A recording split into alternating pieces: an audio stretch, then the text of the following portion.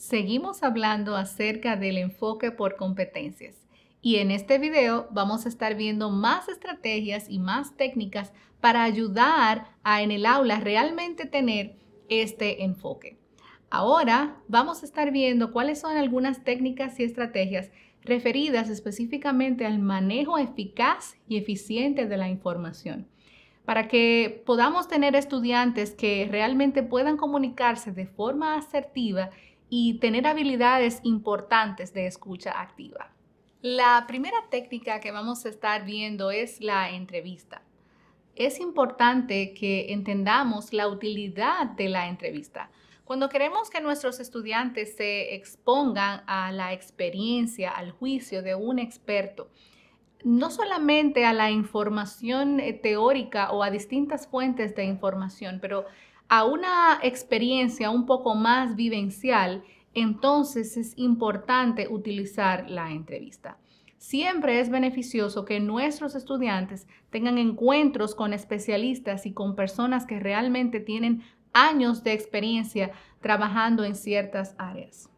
Así que cuando nuestros estudiantes no cuentan con una teoría exacta sobre el tema, sino que tienen muchísimas perspectivas o múltiples perspectivas, o se conoce poco sobre el tema, o hay un interés en ver un poco una experiencia más práctica que teórica, entonces es necesario enriquecer la docencia a través de un juicio de expertos y la técnica para esto es la entrevista. Es una técnica muy oportuna si nuestro interés es hacer que los estudiantes tengan un contacto mucho más real con los contextos laborales. Para la entrevista, generalmente los estudiantes ya deben llevar listo, generalmente guiados por su docente, una pauta de entrevista o un guión, y este guión debe tener mayormente preguntas de carácter abierto para eventualmente hacer un análisis del contenido de estas informaciones. Así que veamos ahora cómo hacer uso de la estrategia de la entrevista. Lo primero es que los estudiantes, guiados por el docente, deben solicitar autorización a esta persona o al grupo, ¿verdad?, de especialistas que se va a entrevistar. Es necesario explicar quién es el organizador principal o responsable de dicha entrevista, el por qué se hace, es decir, la finalidad del estudio, y cómo va a ser utilizada esta información recolectada a raíz de la entrevista. Es esencial o aconsejable específicamente que se escoja un lugar neutral y hasta cierto punto que sea muy familiar para el entrevistado. Es importante que se haga una investigación, ¿verdad?, previa acerca de quién es esta persona a la que voy a entrevistar, cuál es la situación en la que se ha desenvuelto, o simplemente identificar con claridad cuál es el tema central de la entrevista. Y una vez esto, entonces podemos elaborar un guión con preguntas generalmente abiertas que se han pensado, que se han analizado y que son clave para el desarrollo de la competencia que hemos o que estamos intentando desarrollar. Así que durante la entrevista es esencial que nuestros estudiantes se presenten vestidos adecuadamente, de una forma no llamativa, de una forma profesional y que pues mantengan cierto comportamiento profesional. Generalmente se tiene una grabadora, es un instrumento indispensable en una entrevista temática, pero como ya hemos mencionado, lo primero es pedir autorización del entrevistado o de los entrevistados para hacer esta grabación. Así que las primeras preguntas generalmente son preguntas muy introductorias para ir abriendo el tema. Y como ya hemos dicho, de nada sirve una entrevista con preguntas cerradas, es decir, con preguntas cuya respuesta sea selección múltiple. En el caso de la entrevista, si realmente queremos usarla con fines formativos, las preguntas tienen que ser abiertas. y debemos enseñar a nuestros estudiantes a motivar al entrevistado para que pueda explicar, para que pueda ampliar información y hasta cierto punto dar ejemplos. Algunos ejemplos, valga la redundancia, de preguntas abiertas que pueden hacer nuestros estudiantes es: ¿usted pudiera decirme más sobre esto? ¿Puede ampliar la información? ¿Cómo explicaría usted esta idea con un ejemplo? ¿O ha tenido alguna experiencia similar en cuanto a lo que menciona? ¿Por qué usted cree que esto ocurrió? O simplemente, ¿cómo solía sentirse usted cuando escuchaba esto? Así que estimular positivamente al entrevistado es importante para recoger una información de calidad. Y también nos toca, ¿verdad?, como maestros, entrenar a nuestros estudiantes para que ellos puedan traer al entrevistado de vuelta al tema si se llega a desviar. Después de la entrevista, entonces es importante que nuestro estudiante se tome el tiempo de organizar la información que ha recogido, y para esto debe redactar un informe o un reporte, ¿verdad?, de esta entrevista. Lo primero es que debe colocarle un título. Generalmente esta es una frase que responda a cualquiera de las habilidades, características, actividades o algo interesante que mencionara el entrevistado.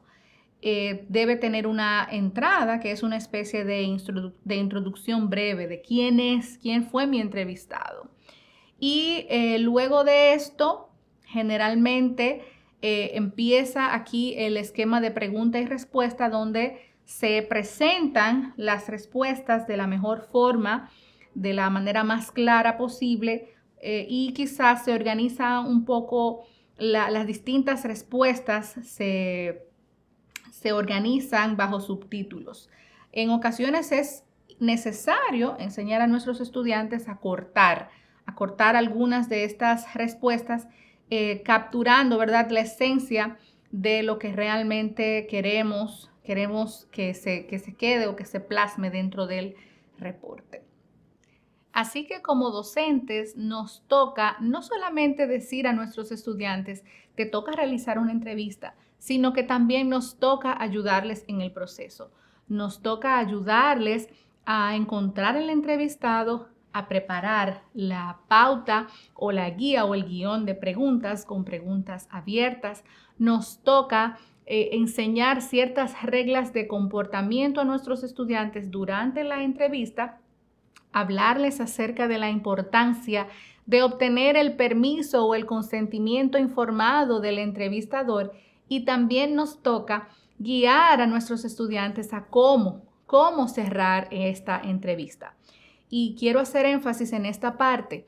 Muchas veces hacemos que nuestros estudiantes simplemente digan gracias, y la forma de cerrar una entrevista de manera correcta es dejando que el entrevistado concluya, resuma, exprese una frase o una idea de manera general que resuma todo lo que se ha tratado durante la entrevista. Así que quien realmente tiene la última palabra durante la entrevista es el entrevistado, y debemos dar prioridad y enseñar a nuestro estudiante a que anime al entrevistado a cerrar de una manera grandiosa la misma.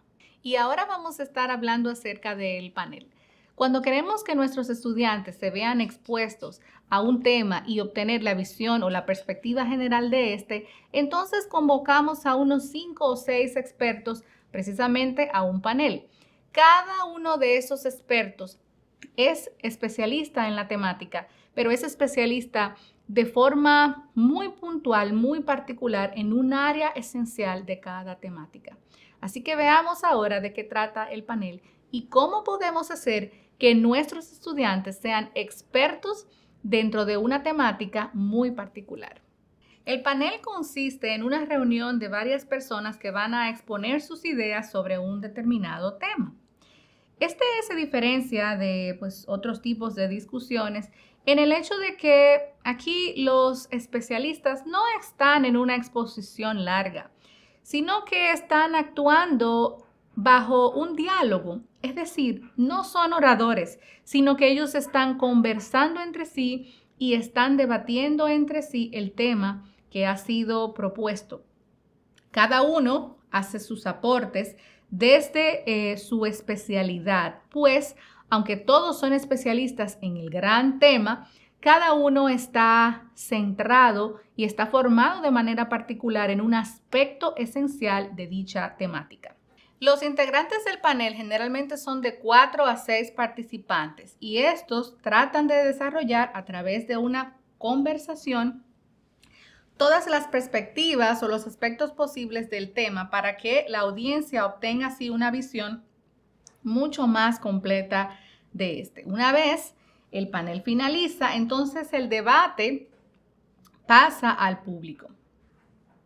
Algunas características esenciales del panel son la informalidad, la espontaneidad y el dinamismo con el que se dan las participaciones dentro de este. Como docentes pudiéramos pensar cuándo hacer uso de esta estrategia. Bueno, pues si necesitamos que nuestros estudiantes se expongan a distintos puntos de vista y poderlos comparar o contrastar con respecto a un tema, esto es una maravillosa oportunidad para que podamos utilizar la técnica del panel o simplemente podemos usarla cuando queremos motivar a nuestros estudiantes a investigar sobre una temática de forma profunda. Es necesario entender que antes de iniciar el panel, las competencias, las metas, lo que se desea lograr con el mismo debe estar muy claro. Empezar con el fin en mente es esencial previo al desarrollo del panel. Hay que hacer una elección sabia de los panelistas, generalmente 5 o 6 especialistas, no más, y pues designarlos. Y generalmente cada uno de estos especialistas deberá estudiar el tema que va a desarrollar de manera individual. Quisiera aclarar que podemos utilizar el panel de dos formas. Podemos convertir a nuestros estudiantes en especialistas de un tema en particular, hacer que estudien bastante, que profundicen en la información y que luego ellos sean los panelistas, o simplemente podemos convertir nuestra clase en un panel trayendo especialistas reales, personas que han tenido una formación específica sobre cierta temática. Bien, veamos ahora qué ocurrirá durante el panel. Lo primero es que como docentes necesitamos designar un secretario, elegir, ¿verdad?, dentro del grupo de clase un secretario que pueda ir anotando en la pizarra o en una libreta grande o en algún lugar mural, quizás donde todos puedan ir viendo los argumentos y las ideas que cada uno de los panelistas está presentando. Luego de esto, cada panelista o expositor plantea y discute, ¿verdad?, junto con el grupo sus argumentos. Recordemos que esto es a modo de conversación. Y todas estas ideas, las esenciales específicamente, se van anotando en el pizarrón por el secretario, como ya mencioné. Al final, estas ideas se asumen como conclusiones generales del panel y la esencia la clave aquí es que los estudiantes puedan tener copia de estas ideas que se han presentado, como el resumen general del panel. Cuando deseamos que nuestros estudiantes aprendan haciendo, entonces el taller reflexivo es la técnica que debemos usar. Veamos a continuación de qué trata y cómo podemos efectuarla o desarrollarla en nuestras aulas. La estrategia del taller reflexivo nos ayuda a generar un espacio de capacitación, de formación que integra el hacer, el sentir y el pensar. En nuestros estudiantes aprenden haciendo y es esencial la reflexión sobre la acción. Esto es importante y es lo que hace el taller un practicum reflexivo. Podemos utilizar la estrategia del taller reflexivo cuando estamos buscando que nuestros estudiantes desarrollen destrezas. Por ejemplo, cuando deseamos que aprendan a manejar un programa o a manipular algún equipo o alguna maquinaria. Cuando deseamos que desarrollen habilidades para, por ejemplo, encontrar soluciones a un problema, diseñar un plan de acción, tomar decisiones, diagnosticar un problema o simplemente trabajar en equipo. También cuando deseamos que ellos puedan desarrollar actitudes, ser un poco más sensibles y tener conciencia respecto a un tema determinado. Es importante que recordemos que el taller puede emplearse antes, durante o después de algunas clases teóricas. A continuación, vamos a ver los pasos para convertir nuestra clase y nuestros alumnos en un espacio que desarrolle talleres reflexivos. Lo primero es que debemos formar dentro del grupo de estudiantes que tenemos un comité coordinador que es el responsable de estructurar el taller. Este comité debe de formarse con muchas semanas o meses de anticipación previo al desarrollo del taller. Este comité va a definir cuál es el objetivo del taller, cuáles son los recursos y las actividades que van a tenerse, que van a desarrollarse a lo largo de todo el taller reflexivo. Esto lo hacen nuestros estudiantes con, obviamente, la guía del docente. Lo segundo que tenemos que tomar en cuenta es definir claramente cuáles son esos resultados esperados en el taller, que como docentes realmente nosotros queremos que nuestros estudiantes aprendan y logren como resultado de este. El siguiente paso es trabajar en la construcción del programa del taller junto a los estudiantes y aquí debemos ver cómo se va a inaugurar, cuál es la metodología a utilizar. Hay que hacer una presentación básica, información sobre el tema, ¿verdad? Hay que preparar unos documentos que van a estar allí durante el taller y hay que hacer un esfuerzo mayúsculo por describir y agendar cuáles son todas esas actividades que se van a trabajar dentro del taller, distribuir los tiempos para cada una de estas actividades, es decir, la agenda del taller, los documentos del taller, debemos junto a los estudiantes ser orientadores de este proceso. El siguiente paso es iniciar la producción y la revisión de los documentos informativos que van a estar repartiéndose en el taller o que de alguna manera van a ser decorativos, pero a la vez informativos dentro del mismo. Algunos de estos documentos son trípticos, manuales, la misma agenda, la estructura del taller y cualquier otro manual o documento que realmente entendamos que debe estar ahí para el uso de los estudiantes. Un sexto elemento tiene que ver con identificar cuál es el ambiente más dinámico y más flexible, más informal y listo quizás para el aprendizaje que podamos utilizar para el taller.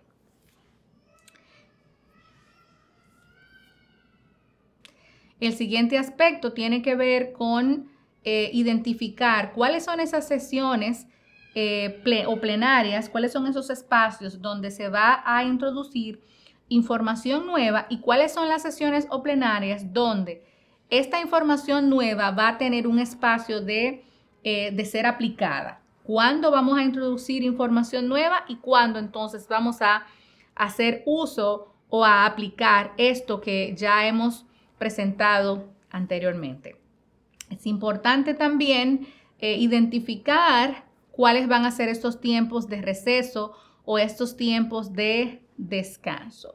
Y finalmente, el facilitador del taller o los facilitadores del taller junto al comité coordinador, pues deben ir evaluando. Es importante considerar que no solamente debe hacerse una evaluación de cierre final, sino que al final de cada una de las sesiones de trabajo, entonces este comité junto con el facilitador deben evaluar lo que se ha logrado en esta plenaria o en esta sesión.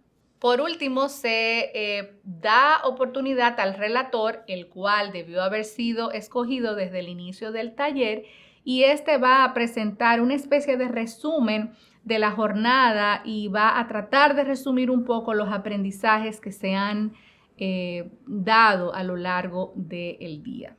Al igual que las estrategias anteriores, nosotros podemos hacer uso del taller reflexivo de dos formas.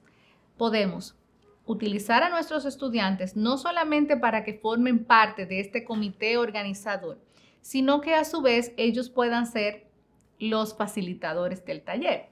O simplemente podemos utilizar a nuestros estudiantes o hacer que ellos tengan una participación mayor, más fuerte, como parte del comité organizador y traer específicamente facilitadores que guíen y que conduzcan el taller, facilitadores ya expertos y ya estudiados en la temática. Cualquiera de las dos maneras es rica y apoya al aprendizaje y al desarrollo de las competencias de nuestros estudiantes. Otra estrategia interesante es el seminario. En el seminario nosotros hacemos que nuestros estudiantes también puedan exponer sus ideas a raíz de un tema y luego de haber estudiado y profundizado sobre el mismo. Así que vamos a ver de qué trata el seminario y cómo podemos desarrollarlo dentro de nuestras clases. El propósito principal del seminario es practicar los procesos de conseguir información, leer, analizar e integrar esta información para luego comunicarla a través de una charla amena e interesante. Podemos hacer uso de la estrategia del seminario cuando nosotros realmente tengamos grupos grandes de estudiantes. Podemos formar grupos de 15 a 20 integrantes y en cada grupo debe hacerse un estudio amplio sobre cierta temática. La idea clave del seminario es que los estudiantes puedan profundizar sobre la información y que hasta cierto punto se conviertan en especialistas sobre una temática y áreas afines. En este caso, al igual que las estrategias anteriores, el maestro puede fungir como seminarista principal y a su vez puede hacer entonces que los alumnos tengan la función de moderador o a su vez los alumnos pudieran convertirse en los seminaristas y haber estudiado, ¿verdad?, con detenimiento cierta temática para poder defenderla y presentarla con propiedad.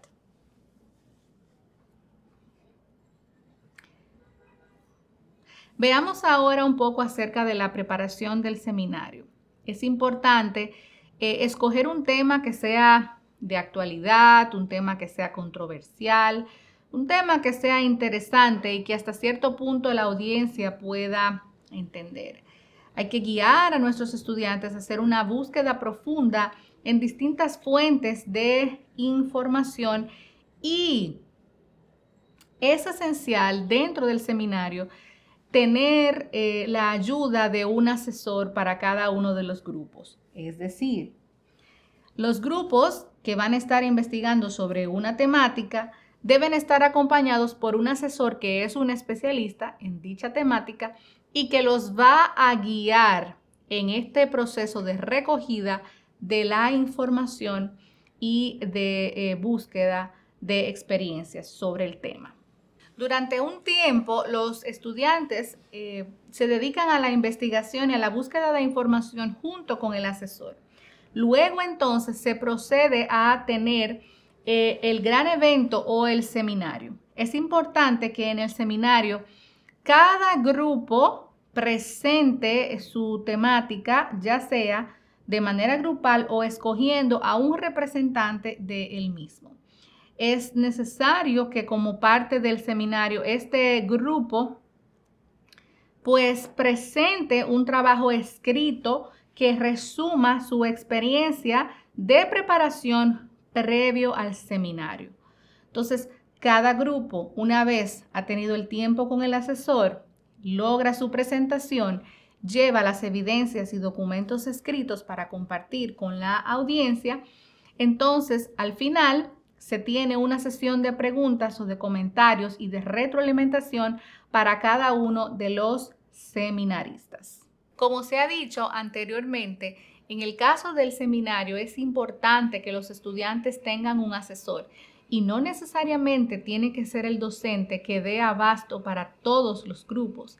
Recordemos que en el marco del seminario, cada grupo puede abordar una temática en específica relacionada con el tema general del seminario, por lo que se sugiere que cada uno de estos grupos tenga un asesor especialista particular que pueda guiarlos en la búsqueda de información, en la búsqueda de experiencias sobre este tema. Y claro, dentro de esta preparación, los estudiantes no solamente pueden ir al libro de texto o pueden ir a distintas fuentes de investigación recogiendo información a través del internet, sino que también pueden hacer uso de la entrevista y acudir a uno o a varios expertos para también traer toda esta información a la plenaria donde van a expresar lo encontrado.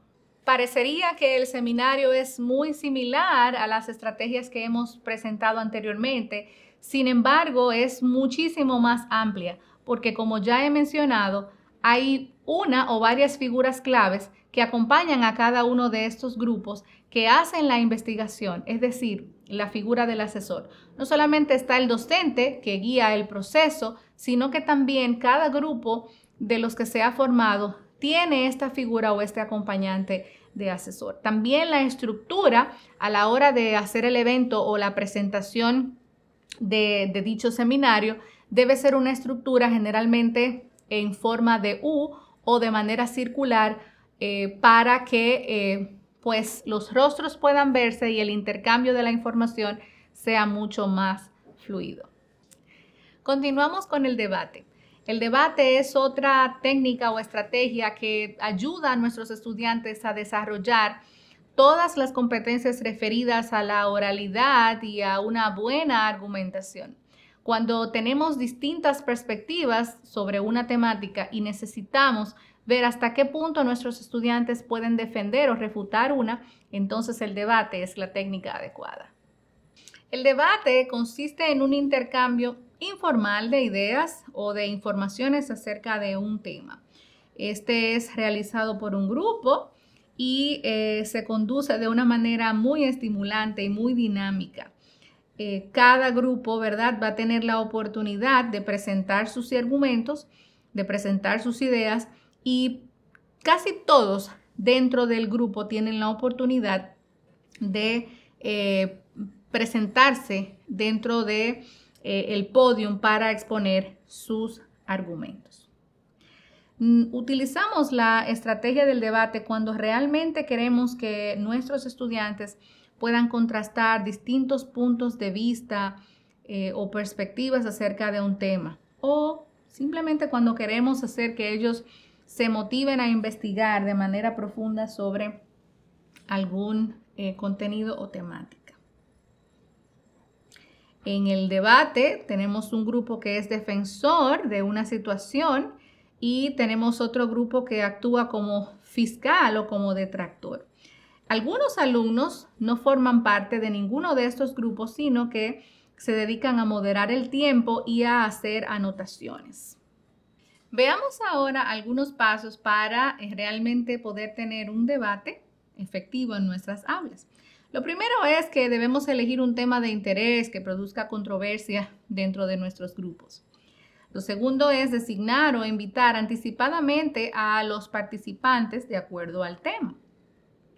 Lo tercero es nombrar un moderador dentro del grupo de estudiantes que pueda coordinar el desarrollo del debate. Para esto es importante elaborar previamente un cuestionario con preguntas que generen controversia, obviamente entre los argumentos de los participantes.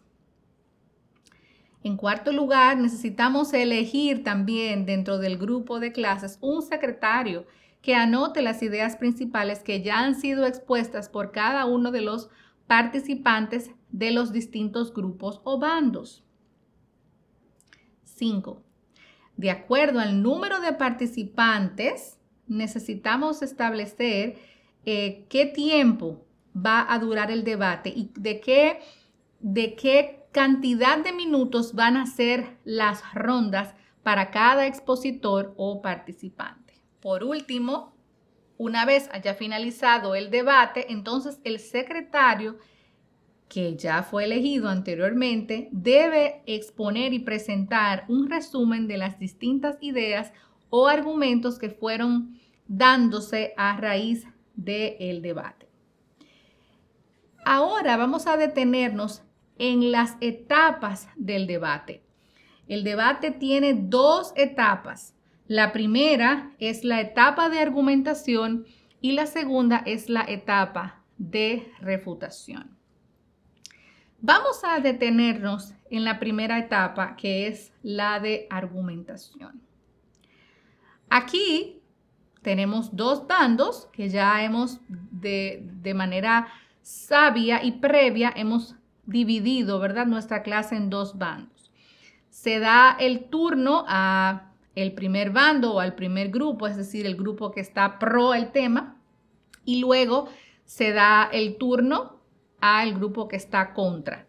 Cada uno de estos grupos en esta primera ronda de argumentación cuenta con 2 o 3 minutos y ninguno puede interrumpir al otro. En esta fase, cada grupo va a hacer un esfuerzo mayor por ganarse la simpatía de la audiencia. Es decir, van a presentar sus ideas tratando de conquistar a el grupo que está escuchando. Luego, dentro de esta misma primera fase de argumentación, vamos a continuar con ambos bandos. Una vez más, vamos a dar oportunidad al grupo pro y luego vamos a dar oportunidad al grupo contra. En esta ocasión, cada uno cuenta con 3 minutos para exponer sus ideas, pero aquí sí, cada grupo puede interrumpir al otro. Es decir, cada expositor tiene la posibilidad de interrumpir al otro, obviamente interrumpirlo en no más de 1 o 2 minutos. Y asimismo, la otra contraparte, el otro bando puede también responderle en un tiempo de no más de 2 minutos. Así que aquí se hace un poco de discusión. Uno presenta su argumento y el otro le responde o el otro le interrumpe. Y como ya hemos mencionado, dependiendo de la cantidad de participantes, esta fase no debe exceder a unos 4 o 5 minutos. La segunda parte del debate es la etapa de refutación. En esta etapa, cada grupo cuenta con 3 minutos de exposición y aquí también hay posibilidad de ser interrumpidos. Es decir, cada exponente puede interrumpir al otro. Obviamente en un tiempo no superior a los 2 minutos. Para esto, la refutación de ideas tiene que ser a través de evidencias o de pruebas, no simplemente de argumentos o ideas al azar, sino que si realmente el grupo pro quiere refutar la idea del grupo contra, entonces tiene que presentar pruebas contundentes que avalen su posición. Luego de esto, entonces cada grupo, tanto el grupo pro como el grupo contra, toma el tiempo para hacer un discurso de cierre. Este discurso de cierre generalmente no suele exceder a los 2 minutos y aquí no hay interrupciones, sino que cada grupo debe hacer un esfuerzo por refrescar la memoria, recapitular e influir de manera contundente en los sentimientos de la audiencia. Hasta aquí hemos visto acerca del panel. Hay dos etapas, la etapa de argumentación y la etapa de refutación.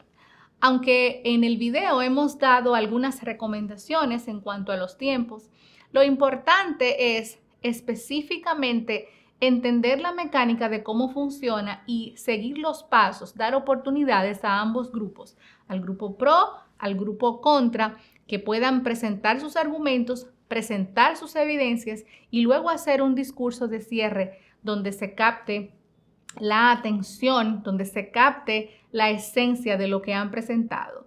Más que cerrarse en cuanto a la cantidad de tiempo, les animo a regular y a concentrarse en cómo sus estudiantes presentan pruebas y argumentos que favorezcan o desfavorezcan lo que están tocando, la temática que están tocando.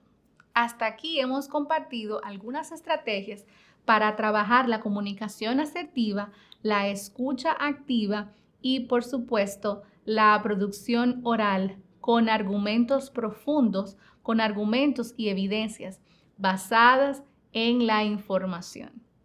Esperamos que sean de provecho para tu clase.